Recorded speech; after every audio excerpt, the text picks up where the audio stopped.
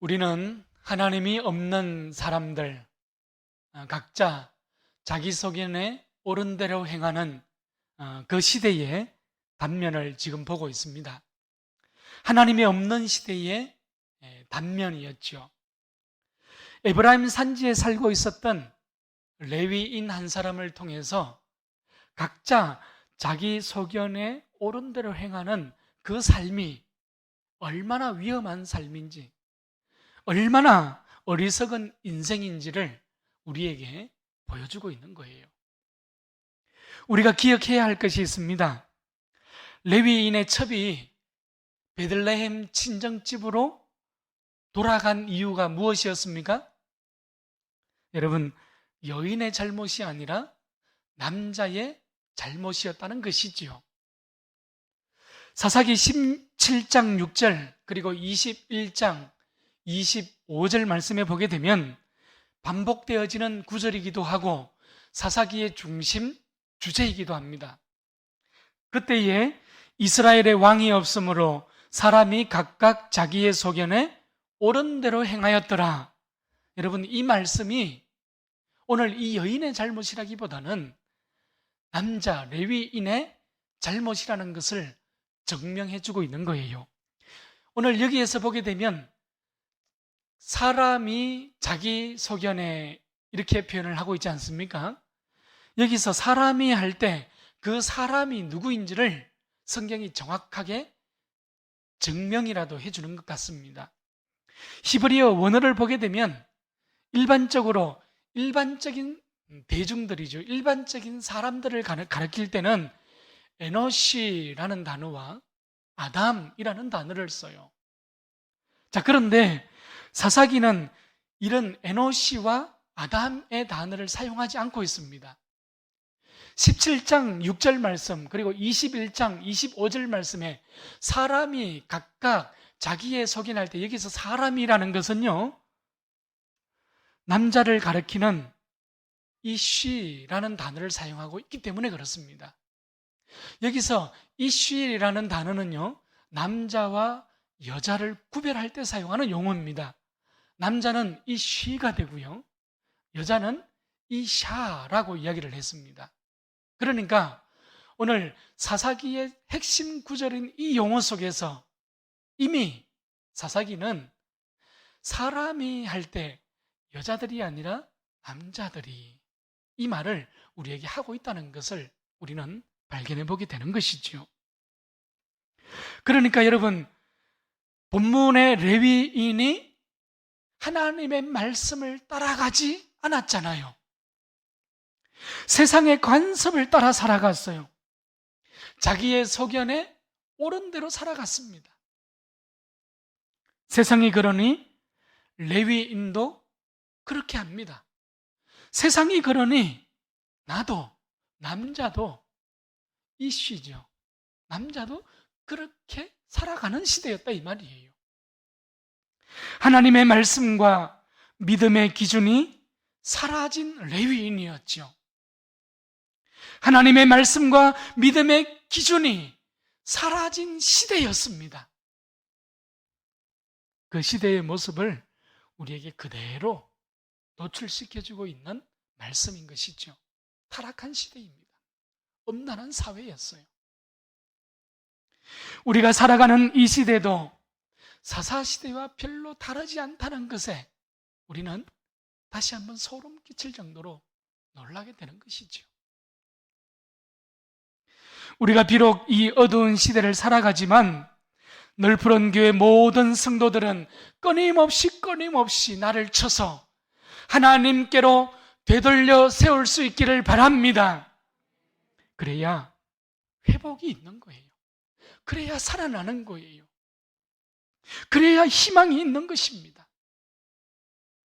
오늘 이 밤에 예배드리는 우리 모든 성도들의 가정마다 특히 남자지요, 이신 아버지들이 오직 예수님 앞으로 돌이켜 세워질 수 있기를 주의 이름으로 축원합니다. 레위인은 기브아 성읍에서 불량자들에게 자기만 살겠다고 자신의 첩을 내어줬지요. 그리고 밤새 그 여인은 유린당하였습니다. 새벽 동털 무렵에 죽은 시체로 문 앞에서 발견되어졌지 않습니까? 레위인은 시신이 된 첩을 나귀에 싣고 에브라임으로 돌아갔습니다. 그리고 레위인은 죽은 아내의 시신을 토막내서 이스라엘 12지파에 그 시신을 보냈지요. 정말 끔찍한 시대입니다. 불량한 시대요, 무서운 시대의 모습을 우리에게 말씀하고 있어요. 자, 레위인의 입장에서 보면 화가 날 법하죠. 지금 레위인이 아내의 시체를 조각내어서 각 지체에 보내고 있는 이 행위는 자신의 안에 있는 그 분노를 지금 표출하고 있는 모습이기도 한 것이에요. 우리는 종종 살아가면서 이런 실수들을 합니다. 여러분, 내 소견에 옳다고 행동하는데 모든 일들이 잘못된 방향으로 흘러가기도 하지요.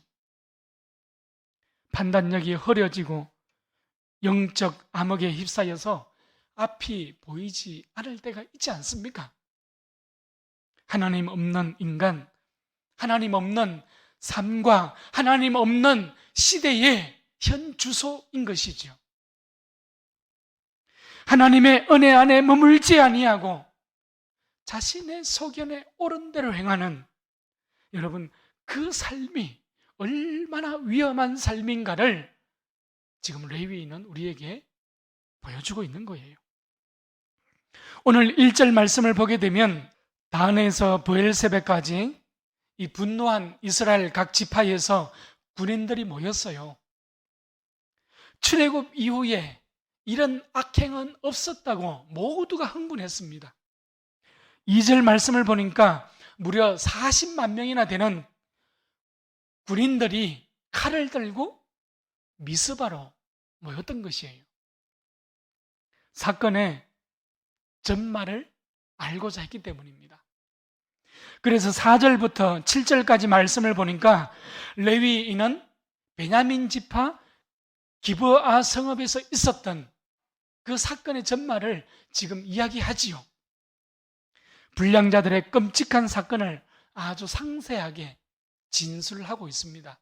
자, 그런데 지금 여기에서 레위인은 자신의 책임은 감추고 있습니다.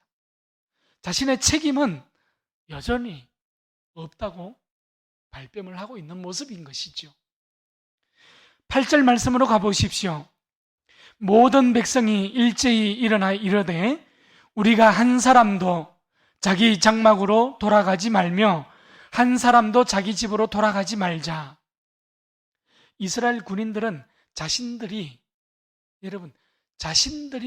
불량자들을 망령된 일을 행한 자들을 징계하자, 그들을 벌하자, 이렇게 다짐하고 또 다짐하는 모습을 우리에게 보여주고 있습니다.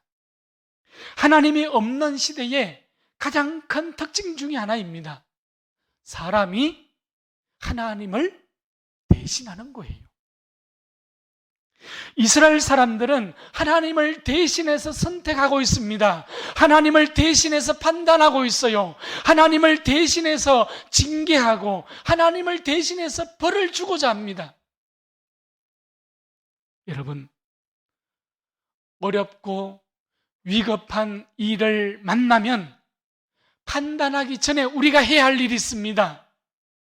그것은 먼저 내가 하나님께로 나아가는 거예요. 먼저 하나님 앞에 무릎을 꿇는 거예요. 내가 하나님을 대신하지 않기를 바랍니다.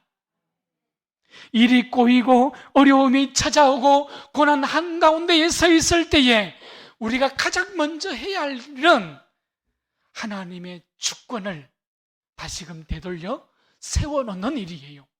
내 인생 속에 하나님의 통치권을 돌려 세워놓는 것이 가장 우선적으로 해야 할 일인 것입니다. 하나님 앞으로 나를 다시 돌려 세우는 일이죠. 그렇지 않으면 누구라 할지라도 내가 하나님을 대신하는 그 자리에 나아가는 거예요. 그렇지 않으면 일이 더 어려워지고 더 꼬이고 더 그 일들이 깊음 가운데로 나아가는 것이지요. 문제 앞에서 진짜 문제는 하나님을 부르지 않는 것입니다. 문제 앞에서 진짜 문제는 하나님을 찾지 않는 것이에요. 여러분, 위기 앞에서 진짜 위기는 하나님 앞으로 나를 되돌려 세우지 않는 것이 진짜 위기란 말입니다. 한번 따라 합시다. 문제 앞에 진짜 문제는 하나님을 찾지 않는 것이다. 아멘? 여러분 꼭 기억할 수 있기를 바랍니다. 이제 불량자들은 악행을 징계하기 위해서, 여러분 그 불량자들의 악행을 징계하기 위해서 모두가 베냐민 지파 땅으로 가고 있어요. 그리고 요구하지요. 불량자들을 내어 놓으라는 것입니다. 우리가 그 불량자들을 죽이고 우리가 그 불량자들에게서 죄값을 요구해서 징계하겠다 이 말이에요. 끔찍한 토막 시체를 보고 모두가 하나님을 대신해서 벌을 내리기 위하여 의기투합하고 있는 장면이지요. 13절입니다. 그런즉 이제 기브아 사람들 곧 그 불량배들을 우리에게 넘겨주어서 우리가 그를 죽여 이스라엘 중에서 악을 제하여 버리게 하라. 자, 그런데 베냐민 사람들은 어떻습니까? 이런 지하에 거절합니다. 오히려 물맷돌로 돌을 던지는 왼손잡이 700명과 군인 2만 6천 명을 다 모아서 이스라엘 11개의 지파겠지요. 이스라엘 지파들과 싸움을 하려고 대적하고 있습니다. 큰 싸움이 일어나기 직전인 것이지요. 베냐민 사람들에게 있어서 물맷돌을 던지는 특공대지요. 그 사람이 700명이나 있었습니다. 그들을 앞세우면서 베냐민 지파는 다른 이스라엘 동족들과 함께 전쟁을 하고자 합니다. 여러분, 지금 베냐민 지파가 의지하고 베냐민 지파가 붙잡고 있는 것이 무엇입니까? 하나님이 아니에요. 베냐민 지파는 자신들 속에 있는 악을 제하기보다 자신들이 가진 힘을 믿고 있지요. 특공대를 믿고 있다 이 말입니다. 그들은 자신들이 가진 전투력을 믿고 의지하며 나아가고 있는 거예요. 그들이 지금 베냐민 지파 사람들의 모습입니다. 하나님이 없는 시대이니 당연하지 않겠습니까? 베냐민 지파를 대적하기 위해서 이스라엘 다른 지파에서 모인 군인들은 무려 10만 명이 모여들었습니다. 그리고 오늘 18절 말씀으로 가보십시오. 18절 말씀에 가보니까 우리 중에 누가 먼저 올라가서 베냐민 자손과 싸우리까 하니 여호와께서 말씀하시되 유다가 먼저 갈지니라 하시니라. 여러분 가만히 들여다보십시오. 18절 말씀을 보게 되면 하나님께서 지금 이스라엘 백성들에게 응답하시고 있는 듯합니다. 살해당한 레위인의 첩이 유다 지파 출신이었으니 먼저 유다가 올라가서 출전해서 싸우는 것은 어찌 보면 당연한 일 같습니다. 자, 그런데 우리는 여기서 이상한 점을 발견해 보게 됩니다. 여러분 18절 말씀을 다시 들여다보십시오. 우리 중에 누가 먼저 올라가서 베냐민 자손과 싸우리까? 여러분 이 질문에서 이상한 것을 느끼지 못합니까?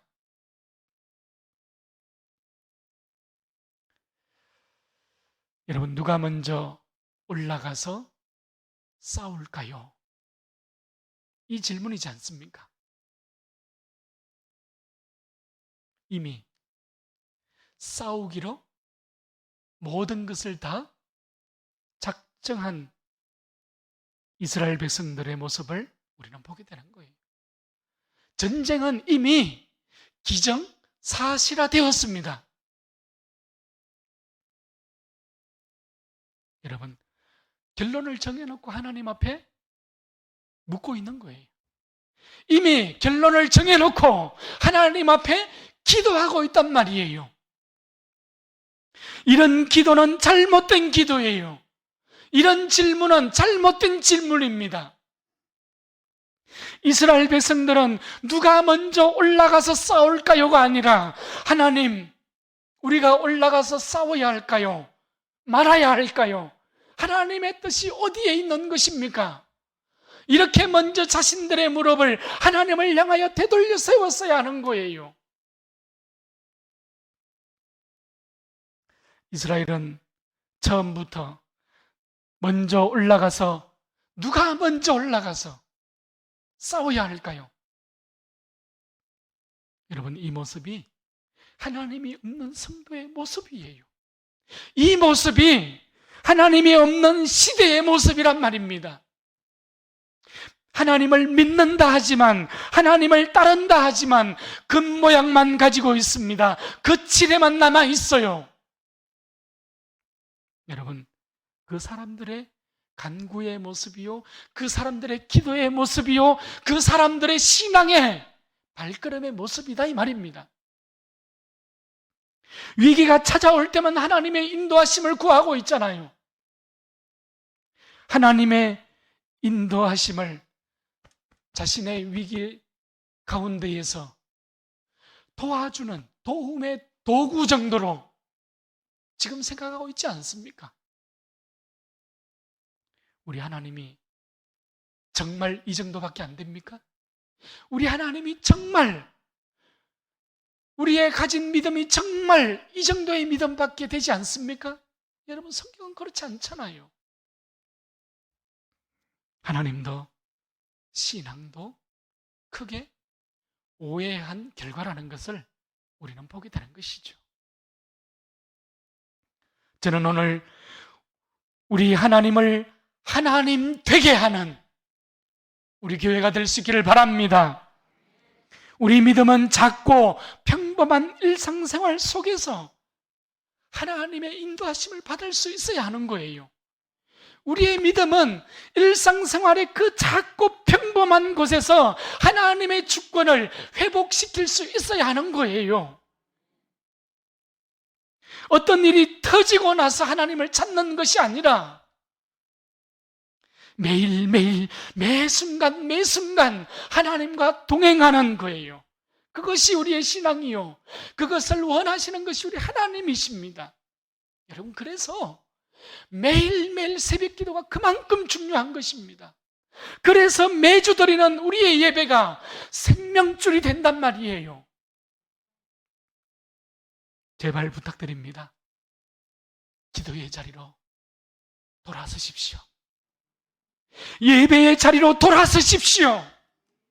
찬송의 자리로, 하나님과 동행하는 자리로 돌아서십시오. 시대가 어두울수록 여러분, 하나님 앞으로 나올 수 있길 바랍니다. 큰 일이 불어와서 닥치기 전에 여러분, 겸손한 마음으로, 겸손한 신앙으로 하나님과 동행할 줄 아는 우리 모두가 될 수 있기를 축원합니다. 자, 여러분, 이제 전쟁의 결과가 너무너무 궁금해집니다. 우리는 다음 주에 그 장면을 보게 될 겁니다. 마치 이스라엘 사람들은 하나님께 묻고 응답받아서 싸움터에 나가는 것처럼 보입니다. 그러나 성경은 이 싸움이 하나님께서 허락한 싸움이 아니라는 것을 정확하게 우리에게 보여주고 있습니다. 말씀을 정리합니다. 여러분, 하나님의 은혜가 아니고서는 한 걸음도 움직이지 않기를 바랍니다. 하나님의 인도하심이 아니고서는 한 발자국도 내딛지 않으시기를 바랍니다. 여러분, 물맷돌로 그인 골리앗을 쓰러뜨린 어린 다윗이 있지 않습니까? 여러분, 그 어린 다윗은 모든 이스라엘 군인들이 두려워 떨고 왕이라 할지라도 두려워 떨었지만, 어린 다윗은 누구 때문에 두려워 떨지 않았어요? 누구 때문에 승리할 수 있었어요? 하나님 앞으로 자신을 정직하게 돌려 세웠기 때문입니다. 여러분, 구약시대의 모든 왕들이 선한 왕인가 악한 왕인가 그것을 분별하고 판단하는 기준이 다윗이었지 않습니까? 다윗의 길로 걸었는가? 걷지 않았는가? 여러분, 이 문제가 아닙니다. 더 중요하고 더 본질적인 것은 다윗이 하나님을 의지하였는가 의지하지 않았는가, 이 문제가 더 본질적인 문제라는 거예요. 하나님만 의지하고 하나님의 말씀을 붙들고 순종하는가 순종하지 않았는가, 이런 의미에서 다윗은 하나님과 마음이 합한 사람이었던 것입니다. 여러분, 그럼에도 불구하고 사무엘하 11장에 가보면 다윗은 우리아의 아내였죠. 부하 장군의 아내였어요. 밧세바를 어떻게 했습니까? 사람의 방법, 인간의 방법, 권력의 방법을 가지고 빼앗았지 않습니까? 나단 선지자의 책망을 듣지요. 이 사건에 대한 다윗의 회개시가 시편 51편 시입니다. 내 죄악을 지워주소서. 내 죄가 항상 내 앞에 있나이다. 우슬초로 나를 정결하게 하옵소서. 나를 주 앞에서 쫓아내지 마시며 주의 성령을 내게서 거두지 마소서. 하나님께서 구하시는 제사는 상한 심령이라. 여러분, 다윗의 회개시를 보십시오. 나를 주 앞에서 쫓아내지 마시옵소서. 끊임없이 하나님 앞으로 기도의 자리를, 말씀의 자리를, 예배의 자리를, 자신의 인생을 돌려 세우고 있는 모습을 우리는 보게 되잖아요. 놀라운 모습이죠. 다윗이 다윗 될 수 있었던 이유인 것이죠. 다윗이 하나님 앞에 회개의 눈물을 흘릴 줄 알았기 때문에 다윗은 위대한 왕이 될 수 있었던 거예요. 다윗은 중심에서, 내 인생의 중심으로 여호와 하나님을 사랑할 줄 아는 사람이었지요. 그래서 다윗은 언제나 예배자로 살아갔습니다. 다윗은 어디서나 하나님 앞에 기도하고 찬송하는 성도로 살아갔던 거예요. 시대가 변하고 역사가 흘러가도 인생의 형통과 인생에 주어지는 평안은 하나님의 손으로부터 난다는 것을 다윗은 너무나도 잘 알고 있었던 것입니다. 저는 우리 성도님들이, 우리 교회가 오늘 이곳에서 하나님을 예배하는 우리 모두의 일상의 삶이 다윗과 같기를 축복합니다. 여러분, 시대가 어두울수록, 시대가 위기 앞에 설수록, 시대가 힘들수록 하나님과 동행하기를 힘쓰며 나아갈 수 있기를 바랍니다. 하나님이 복 주실 만한 인생으로 나를 끊임없이 다윗처럼 되돌려 세우는 그런 삶의 자리로 나아갈 수 있기를 바랍니다. 늦기 전에 돌이키십시오. 어두운 시대에 하나님의 시선이 머무는 그곳에 그 한 사람이 내가 되고, 여러분, 하나님의 시선이 머무는 그 가정이 내 가정이 되고, 하나님의 시선이 머무는 그 교회가 우리 널푸른 교회가 될 수 있기를 축원합니다.